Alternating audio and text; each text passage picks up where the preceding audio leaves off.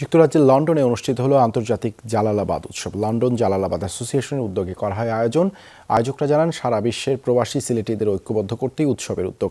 জাতীয় সংগীতের মাধ্যমে শুরু হয় উৎসব। অনুষ্ঠানে সিলেট ওসমানী বিমানবন্দরকে পূর্ণাঙ্গ আন্তর্জাতিক বিমানবন্দর হিসেবে প্রতিষ্ঠার দাবি জানান বক্তারা।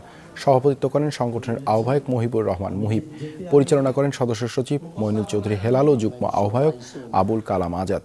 প্রধান অতিথি হিসেবে বক্তব্য রাখেন লন্ডন বাংলাদেশ হাই কমিশনের কাউন্সিলর দেয়ান মাহমুদুল হক।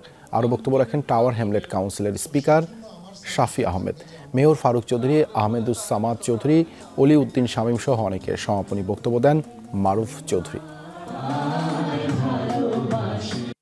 America, Canada, Middle East, Saudi Arab, Europe সহ বিভিন্ন দেশ থেকে এসেছেন। আমি সবাইকে অসংখ্য ধন্যবাদ জানাচ্ছি। প্রথম যে একটা সংগঠন, আগ্রহ সংগঠন, সেটার আজকে যাত্রা শুরু হলো।